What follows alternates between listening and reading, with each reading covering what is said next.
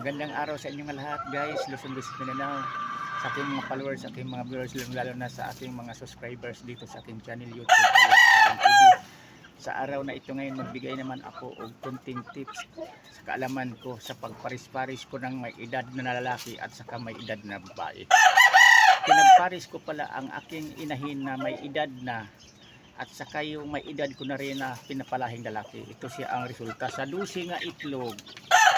Ngayon ang schedule na magkisa sila sa pizza, tatlo lang. O yan o, tatlo lang to sila o, sa dalawa,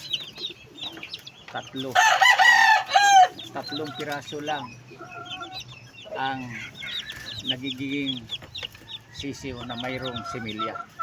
Ito pagpatunay ko to sa inyong mabaguhan pa lang, parang makakuha kayo ng content idea sa aking mga content kung mapanood nyo ito. Content video ko na itong ginawa kong content video. Pinagparis ko mismo, sinadya ko ang matandang babae ko nga manok at saka yung matandang lalaki ko nga manok na pinapalahi ko. Pinagparis ko yung dalawa na parehas may mga edad na.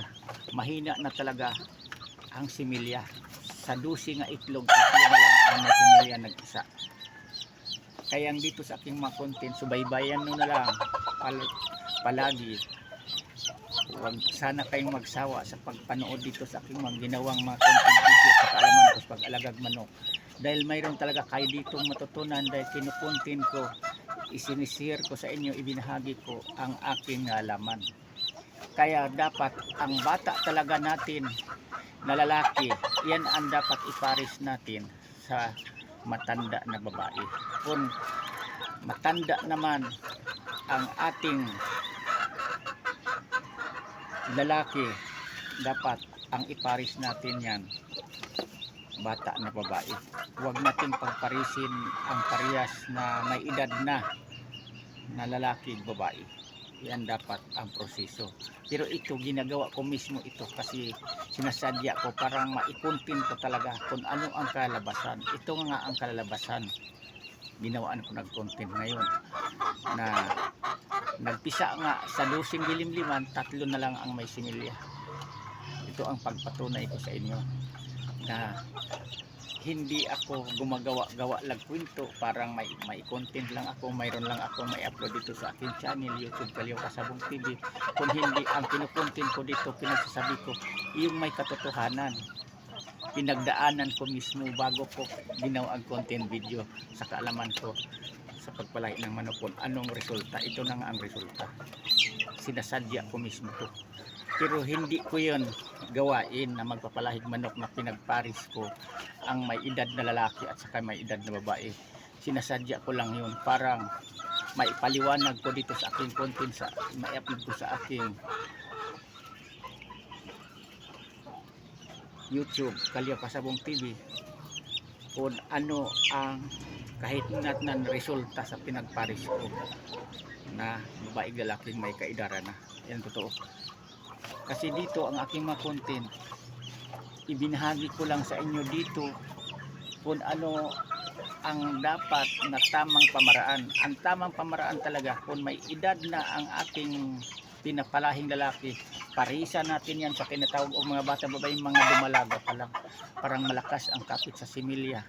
Hindi tayo malulugi kung pinapa-incubate natin. Tulad dito, lugi na po nito kung 12 itlog. Pina-incubate ko, binabayaran ko yan 8 pesos bawat isa, tapos tatlo lang pala ang may similya. Kasi kung magpa-incubate tayo, may similya magwala yan, bayad na yan natin kahit walang similya ang resulta niyan. Yan totoo.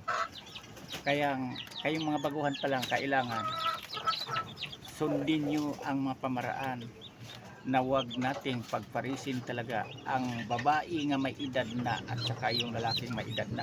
Okay lang naman yun kung wala talaga kayong ibang maiparis. Kaya lang may similya man ko kunti lang, hindi katulad ng pagparisin natin ang tamang proseso. Ang may edad na babae, parisan natin sa bata nga lalaki. Kung mayroon man tayong pamparis na bata, gagawin na natin yan para iwas tayo na magkaroon ng tulad nito sa 12, tatlo lang ang may similya. Hanggang dito muna ako kasabong. Bukas ulit naman, ibang topic naman ipapaliwanag ko sa inyo. Maraming salamat pala sa inyong lahat na nagsubaybay dito sa aking channel YouTube Kalyo Kasabong TV. O sa kayong mga baguhan pa lang na manonood sa akin, kung mapanood nyo ang aking content na ito, pakibahagi naman sa iba, pakishare para makatulong din ito sa kanila, mapanood nila ang aking content video na huwag nila din gagamitin ang mga pinapalahi nilang parihas na may edad na lalaki babae parang makaiwas na hindi magkaroon o mga walang similya karamihan sa mga ipa-incubate nilang mga itlog sa ilang mga alagang mga manok. Yan lang, thank you ulit sa pagpanood.